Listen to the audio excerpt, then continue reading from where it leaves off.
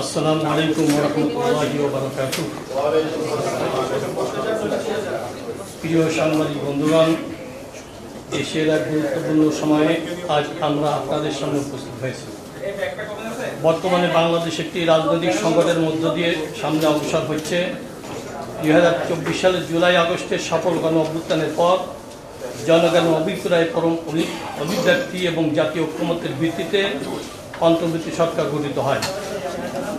অন্তর্বর্তী সরকার দায়িত্ব গ্রহণের পর রাষ্ট্রের প্রয়োজনকে সামনে রেখে জনগণের প্রত্যাশা পূরণের লক্ষ্যে গণহত্যার বিচার, রাষ্ট্র সংস্কার ও স্বৈরাচার ফিরে আসার সকল পথ রুদ্ধ করার প্রত্যয় নিয়ে কাজ শুরু করে। গঠিত হয় বিভিন্ন সংস্কার কমিশনগুলোর সুপারিশের ভিত্তিতে জাতীয় ঐক্যমত্য কমিশন 166 প্রস্তাবের ভিত্তিতে রাজনৈতিক দলসমূহের সাথে আলোচনা মিলিত হন।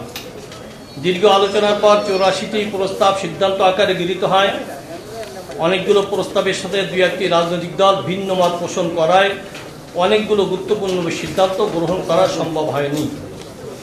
প্রিয় সাংবাদিক বন্ধুগণ, ইতোমধ্যেই জাতীয় ঐক্যমত্য কমিশন প্রধান উপদেষ্টার নিকট জুলাই সনদ বাস্তবায়নের সুপারিশমালা জমা দিয়েছেন।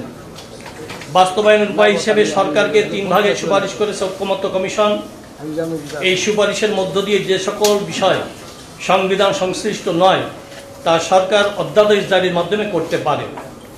সংবিধান সংশ্লিষ্ট 84টি বিষয় ও জুলাই জাতীয় সনদ সংক্রান্ত সরকার একটি আদেশ জারির পর জনগণের ম্যান্ডেট নেওয়ার জন্য গণভোট অনুষ্ঠিত হবে। গণভোট ব্যতীত জুলাই জাতীয় সনদ আইনগত টেকসই ভিত্তি পাবে না। গণভোটের বিষয়ে সকলে একমত হয়েছেন। আমরা মনে করি জাতীয় সংসদ নির্বাচনের পূর্বে নভেম্বর মাসের মধ্যেই গণভোট সম্পন্ন করতে হবে। জাতীয় সংসদ নির্বাচনের রোডম্যাপ নির্ধারণ করা হয়েছে। আমরা ঘোষিত রোডম্যাপ অনুযায়ী অবাধ, সুষ্ঠু, নিরপেক্ষ ও ভয়ভীতিমুক্ত গ্রহণযোগ্য নির্বাচনের লক্ষ্যে প্রয়োজনীয় পদক্ষেপ গ্রহণের আহ্বান জানিয়ে আসছি।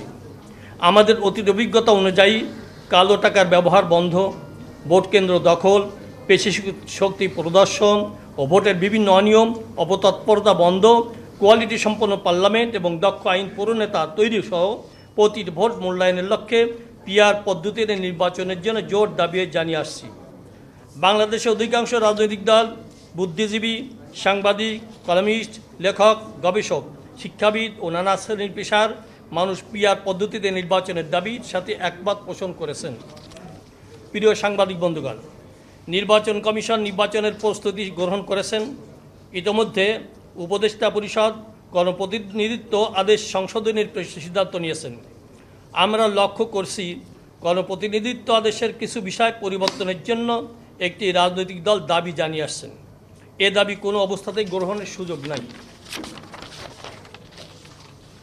দাবিসমূহ হলো, আমরা আন্দোলনরত দলসমূহ জুলাই জাতীয় সনদ বাস্তবায়ন, আগামী নভেম্বরে গণভোট অনুষ্ঠান ও ফেব্রুয়ারি 2026-এ সুষ্ঠু নির্বাচন অনুষ্ঠানের লক্ষ্যে 5 দফা দাবির ভিত্তিতে আন্দোলন করে আসছি। আন্দোলনকে আরও বেগবান করার জন্যে আমরা নিম্নোক্ত কর্মসূচি গ্রহণ করছি। কর্মসূচি নিম্নরূপ: আগামীকাল 30 অক্টোবর নির্বাচন কমিশনের নিকট স্মারকলিপি প্রদান। আগামী 3 নভেম্বর শীর্ষ নেতৃবৃন্দের বৈঠক এবং বৈঠক শেষে সাংবাদিক সম্মেলনের মাধ্যমে বৃহত্তর কর্মসূচি ঘোষণা করবে ইনশাআল্লাহ।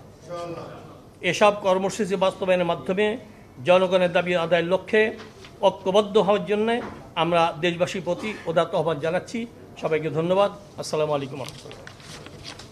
আগামীকালের যে কর্মসূচিটা আছে সেখানে কি আপনারা সবাই মিলেই যাবেন? আপনারা হচ্ছে নির্বাচন কমিশনের স্মারকলিপি দেওয়ার জন্য বলেন, এটা আলাদা আলাদাভাবে যাওয়া হবে প্রত্যেক দল। কমিশন যে রিপোর্টটা দিছে এখানে এক জায়গায় বলছে যে গণভোট জাতীয় নির্বাচনের দিনেও করা যাবে বা আগেও করা যাবে, আর পিআর এর ব্যাপারে বলছে উচ্চ কক্ষে পিআর হবে ভোটের পরে, নিম্ন কক্ষে কোনো কিছু বলে না।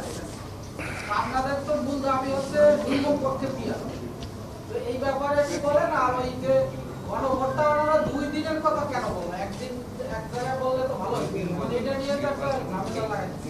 গণভোটের বিষয় যেটা, এটা আমরা আগে হইতে বলে আসছি যে গণভোট নির্বাচনের আগে বিশেষ করে নভেম্বরের মধ্যে গণভোট দিতে হবে। তার কারণ জুলাই সনদ হইল সংস্কারের সবচেয়ে মূল বিষয়। এটা যদি জাতীয় নির্বাচনের সাথে দেওয়া হয় তাহলে গণভোট কিন্তু মানে পিছনে পড়ে যাবে। ওই সময় প্রত্যেক দল তার নিজের মার্কার ক্যাম্পাস করতে গিয়ে আর জুলাই সনদ এটা আপনার দেখা যাবে যে এটা অনিশ্চয়তার মধ্যে পড়ে যাবে। তো এই জন্য আলাদাভাবে নির্বাচনের আগে গণভোট দিতে হবে, এটা এখন আমাদের দাবি। এবং আমরা এর পরেও যদি সরকার এটা না মানে, ঐক্যমত কমিশন দুইটা কথা যেটা বলছেন এটা আসলে ওনারা এটা ঠিক করেন নাই। তার কারণ যেখানে আলাদা একটা গণভোটের কথাও বলছেন, আবার বলছেন জাতীয় সংসদ নির্বাচনের সাথে করার জন্য। এটা কিন্তু আসলে যৌথ একটা মানে প্রস্তাব বা সুপারিশ, এটা আসলে গ্রহণযোগ্য না। এই জন্য নির্বাচনের আগে, জাতীয় নির্বাচনের আগেই গণভোট দিতে হবে। আর পিআরের বিষয় যেটা, আমরা এখানে যে 8 দল আছে, 8 দলের মধ্যে দুই মতের আছে। আমাদের মধ্যে পিআর, যেমন বাংলাদেশ খেলাফত মজলিস উচ্চ কক্ষে পিআর চায়, নিম্ন কক্ষে পিআর চায় না। কিন্তু জামাতে ইসলামী এবং ইসলামী আন্দোলন উভয় কক্ষে পিআরের নির্বাচনের পক্ষে আছে। তো এই জন্য পিআর হইল প্রত্যেকের স্ব মানে দলের মানে নীতি এবং কর্মসূচি অনুযায়ী সেটা দাবি করা হচ্ছে। আর মানে ঐক্যমত কমিশন যে সুপারিশ করেছে এটা জুলাই সনদ যেখানে বাস্তব মানে তৈরি হয়েছে ওইখানে উচ্চকক্ষে পিআরের কথা আছে। তো এই জন্য আমরা মনে করি যদি জুলাই সনদ গণভোটটা নির্বাচনের আগে হয় তাহলে উচ্চকক্ষ গঠনের জন্য যে মানে ভোটের প্রয়োজন, আলাদা ভোট করার দরকার হবে না। জাতীয় নির্বাচনের যে ভোট, ওই ভোটের আনুপাতিক হারেই উচ্চকক্ষ গঠন করা যাবে। ধন্যবাদ।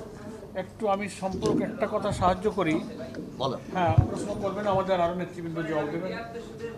একটু আমি এই প্রশ্নটা একটু সম্পূরক কথা পরে ছুটে গেলে মনে থাকবে না। ঐক্যমত, হ্যাঁ দিব আপনাকে, আপনি তো প্রশ্নকর্তা, আপনি করতে পারবেন। ঐক্যমত্য কমিশনে আমাদের সাংবাদিক বন্ধু খুব যথার্থই বলেছেন যে ঐক্যমত্য কমিশন সরকারের কাছে যে রিপোর্টটা দিয়েছে ওখানে ওনারা কংক্রিট কোনো কথা বলেন, বলছেন যে জাতীয় নির্বাচনের দিনে অথবা তার আগে যে কোনো সময়, মানে কথাটা ওনারা ঝুলায় রেখেছেন। এইটা বলাতে একটা ক্রিটিক্যাল পরিস্থিতি তৈরি হয়েছে। এখন বল চলে গেছে সরকারের পক্ষে, সরকার উইল টেক ডিসিশন, তাকেই সিদ্ধান্ত নিতে হবে। এই ক্ষেত্রে আমাদের এই সব দলের পরিষ্কার বক্তব্য যে এই ঐক্যমত্য কমিশন যদি সুনির্দিষ্ট করে জাতীয় নির্বাচনের পূর্বে নভেম্বরে গণদাবি অনুযায়ী গণভোটের তারিখটা বলে দিতেন তাহলে জিনিসটা কিন্তু আর ঝামেলা পাকাইতো না। এখন দু একটা দল যারা একই দিনে গণভোট আর জাতীয় নির্বাচনের কথা বলছেন, এই কথায় তারাও কথা বলার সুযোগ পেলেন, আর আমরা যারা আগে চাচ্ছি আমাদেরও কথা বলার সুযোগ রয়েছে। মাঝখানে ঐক্যমত কমিশন বেঁচে গেছে, মানে নিজেরা সেভ হয়ে গেছে। আমরা আজকে এই 8টি দল পরিষ্কার করে বলতে চাই, সরকারের এখন দায়িত্ব পড়ে গেছে খুব দ্রুত গণভোটের তারিখ ঘোষণা করা। এবং গণভোটের তারিখ যদি আগে ঘোষণা করা না হয়, আগে বলতে জাতীয় নির্বাচনের আগে নভেম্বরের মধ্যে তারিখ দিয়ে যদি ঘোষণাটা না করা হয়, যত দেরি করা হবে ততই কিন্তু মূল জাতীয় নির্বাচনের তারিখ নিয়ে নতুন সংকট দেখা দিতে পারে। আমি কথাটা বোঝাতে পেরেছি। আমরা 12 ফেব্রুয়ারিতেই আমরা নির্বাচন চাই, কিন্তু যত গণভোটের ডেট ডিক্লেয়ার করতে গভর্নমেন্ট ডিলে করবে ততই মূল নির্বাচনের তারিখ কিন্তু একটা সংকটের মধ্যে পড়তে পারে। এই জন্য এই জটিলতা এড়াবার জন্য আমরা এই সমমনা 8টি দল অবিলম্বে প্রধান উপদেষ্টা, তিনি যেমন সরকারেরও প্রধান তেমনি ন্যাশনাল কনসেনসাস কমিশনেরও প্রধান, দুই প্রধান দায়িত্বের কারণে এখন ওনার দায়িত্ব হয়ে পড়েছে জাতিকে এই সংকট মুক্ত করা, সংশয় মুক্ত করা, রাজনীতির আকাশে যে মেঘ জমেছে মেঘটাকে দূর করে একটা আলোর নিশানা উনি দিতে পারেন, এবং সেটা নভেম্বরের মধ্যেই গণভোটের তারিখ দিতে হবে। আর জুলাই সনদের ব্যাপারে যে আদেশ জারির ব্যাপারে ঐক্যমত হয়েছে, এই আদেশটা খুব অবিলম্বে জারি করা দরকার। যত ডিলে হবে তত জাতীয় নির্বাচনের মূল তারিখ কিন্তু সংকটের মধ্যে পড়ার আশঙ্কা আছে। আপনারা কি কোরআন হাদিস অনুযায়ী রাষ্ট্র চালাতে চান না দুনিয়াদারি গণতন্ত্র চান? এই গণতন্ত্র কি বিখিষ্ট তন্ত্র মানে না। কোরআন সুন্নাহ ছাড়া কোনো বিকল্প পথ নাই। বাস। গণতন্ত্র মানে সুরতন্ত্র। হয়েছে। অতএব আমরা গণতন্ত্র ছাড়বো না আমরা। আমরা দুর্নীতির কথা বলবো। আপনার কার কেউ কি বলবো? আরে বাবা আপনি এটা তো সংবাদ সম্মেলন, আপনার বক্তৃতা হয়ে গেছে, প্রশ্ন হয় নাই, বসেন আমরা উত্তর দিতেছি। কোরআন সুন্নাহর ভিত্তিতে একটি কল্যাণ রাষ্ট্র গঠন আমাদের লক্ষ্য, সেটার তো একটা প্রক্রিয়া আছে, সামনের নির্বাচনটা সে প্রক্রিয়ার একটা অংশ। আমরা এইরকম রাজনৈতিক দলের নেতারা এইসব রাজনৈতিক সমস্যার সময় এক এক মন্তব্য করে, তো যেসব রাজনীতির প্রশ্নগুলো অরাজনৈতিক ভাষায় আসে আমরা তার জবাব দিতে চাই না, জনগণ এটা বিচার করবে না। আমাদের ইউসুফ আশরাফ ভাই এটা পরিষ্কার করেছেন, আমাদের এই দলের মধ্যে উভয় পক্ষের কেউ আমরা নিচে কেউ উপরে, কিন্তু কমনলি পিআরের নীতিগত ব্যাপারে আমরা একমত। হ্যাঁ, ওটা তো আমরা মানি, মানে উচ্চ কক্ষের ব্যাপারে তো আমাদের আপত্তি নেই, যা আমাদের নিম্ন কক্ষের দাবি অব্যাহত আছে। নিম্ন কক্ষের দাবি আমরা যারা করেছি, ইসলামী আন্দোলন বাংলাদেশ, জামাত ইসলামী বা আর যারা চেয়েছে, এই আন্দোলনের কর্মসূচি এর মধ্যেই আছে, 5 দফার মধ্যে আছে। আর উচ্চ কক্ষের দাবির ব্যাপারে আমাদের কোনো দ্বিমত নেই, আমরা কমিশনের এই দাবি প্রস্তাব মেনে নিচ্ছি সব দলই। হ্যাঁ, নিশ্চয়ই এটা উচিত, ইলেকশন কমিশনের এটা দায়িত্ব, যেসব সংস্কারের বিষয় নিয়ে গণভোটে যাচ্ছে, হ্যাঁ না ভোট হবে, এই বিষয়বস্তুটা নির্বাচন কমিশনকেই জাতিকে প্রকাশ করতে হবে, জাতির সামনে তারাই পাবলিক করবে, তাদের ওয়েবসাইটে দেবে, প্রচারপত্র বিলি করবে। এই যে 48টি সংস্কার প্রস্তাব একমত হয়ে যেটা গণভোটে যাইতেছে, সেই বিষয়গুলো কি, এগুলো ভোটারদের জানাবার দায়িত্ব সরকারের এবং ইলেকশন কমিশনের, এটা ওনারা জানাবেন। আর ইন দি মিন টাইম আমরা দলগুলো তো প্রচার করছি, আর এই 2-3 মাস ধরে যে ঐক্যমত্য কমিশনের দফায় দফায় মিটিং, কোনটা হা কোনটা না, মিডিয়াতে আমাদের নেতারা সব বলছে না, জাতির জানা হয়ে গেছে প্রায় সব, এখন লিখিতভাবে এটা জানানোর দায়িত্ব ইলেকশন কমিশনের। সবাইকে ধন্যবাদ জানাই এবং 8 দলের পক্ষ থেকে যেটা স্পষ্ট করে বলতে চাই সেটা হচ্ছে ঐক্যমত্য কমিশন যে প্রস্তাবনা দিয়েছে, জাতীয় নির্বাচনের দিন অথবা এর পূর্বে গণভোট করতে হবে, এটা একটা কনফিউশন ক্রিয়েট হয়েছে। আমরা স্পষ্ট ভাষায় বলতে চাই, জাতীয় নির্বাচনের দিন প্রতীক নির্ভর নির্বাচনের সময় প্রশ্ন নির্ভর গণভোট আয়োজন করে জুলাই সনদকে অপমান, অবহেলা এবং গৌণ করার কোনো সুযোগ আমাদের দেশ জাতি জনগণের নাই। অতএব নভেম্বরেই গণভোট হতে হবে, সেই দাবিতে আমরা আগামীকাল নির্বাচন কমিশনে প্রত্যেক দল নিজ নিজ দলের পক্ষ থেকে স্মারকলিপি জমা দিব। আমরা আশা করছি তারা শান্তিপূর্ণভাবে আমাদের দাবিগুলো মেনে নেবে, না হলে বৃহত্তর কর্মসূচি আসছে। সবাইকে আরেকটা দল বলেন বাকি আছে, সবাইকে ধন্যবাদ দেন। খেলাফত আন্দোলন একটু ধন্যবাদ দেন। আলহামদুলিল্লাহ, আমাদের রাখলেন, আমরা এর উপরে আছি এবং এই আমাদের কর্মসূচিগুলো বাস্তবায়ন করার জন্য যা কিছু প্রয়োজন আমরা ইনশাআল্লাহ করবো। এই সংবাদ সম্মেলনে অংশগ্রহণ করার জন্য আমরা আমাদের দলের পক্ষ থেকে এবং 8 দলের পক্ষ থেকে আমি আন্তরিকভাবে অভিনন্দন জানাচ্ছি, শুভেচ্ছা জানাচ্ছি। চলমান যে আন্দোলন, এই আন্দোলনে আমরা আমাদের অত্যন্ত পরিষ্কার, গণভোটের দাবি মানা হয়েছে। এখন গণভোট যে কোনো মূল্যে আমরা চাই যে ফেব্রুয়ারির নির্বাচন যদি সুষ্ঠুভাবে করতে হয় তাহলে নভেম্বরের মধ্যে এই গণভোটের আয়োজন করতে হবে, ফেব্রুয়ারি নির্বাচনকে সুষ্ঠু করার স্বার্থে। তো আমরা আমাদের এই দাবি অত্যন্ত যৌক্তিক, এটার জন্য আমরা আমাদের কর্মসূচি ঘোষণা করেছি। আমরা এই দাবিকে আদায় করার জন্য প্রয়োজনে বৃহত্তর কর্মসূচি আমরা যাব। সবাইকে ধন্যবাদ।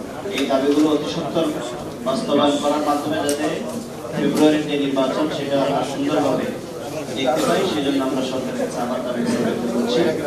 কোনোভাবে যেন গণভোট নিয়ে এটাকে জাতীয় নির্বাচনের কাছাকাছি নিয়ে গিয়ে কোনো ধরনের অনিশ্চয়তা যেন সৃষ্টি করা না হয়, এটা আমরা আবার দৃঢ়ভাবে ব্যক্ত করছি, যেন এই অনিশ্চয়তা থেকে দেশ এবং জাতিকে মুক্ত করা হয়। এই দাবি রেখে আপনাদের সবাইকে ধন্যবাদ জানিয়ে এবং আমাদের ডেভেলপমেন্ট পার্টির পক্ষ থেকে শুভেচ্ছা জানিয়ে শেষ করছি।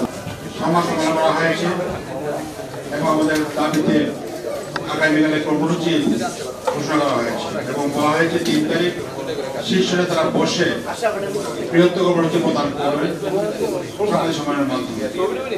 আপনাকে সমবেত হয়েছে, আমরা আশা করি আমাদের আন্দোলনকে ব্যবহার করার জন্য আপনাদের সহযোগিতা প্রয়োজন, বিশেষ করে গণভোটকে যাতে আমরা কার্য করতে পারি, নবানুভূতি করতে পারি তার ব্যবস্থা করতে হবে। এই জন্য গণভোট যদি নবানুভূতি না হয় তাহলে আগামী ফেব্রুয়ারি নির্বাচন গঠিত হয়ে পড়তে পারে।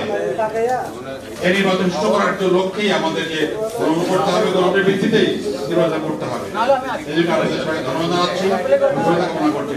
সকাল 11টায় নিজ নিজ স্থান থেকে সাধারণ ব্যক্তি প্রদানের জন্য একত্রিত হব। সেখান থেকে আমরা নির্বাচন কমিশন থেকে অগ্রসর হব। এখানে আপনাদেরকে আমরা দাওয়াত দিচ্ছি আমাদের নিউজ কভার করার জন্য, সহযোগিতা করার জন্য। আজকে সহযোগিতা আগামী সহযোগিতা কামনা করে ধন্যবাদ জানিয়ে শেষ করছি। বান্ডেল থাকলে প্রতি সেনমানিতে টাকা বাঁচবে। বিকাশ সেনমানি বান্ডেল কিনে জিতুন প্রতি লেনদেনে।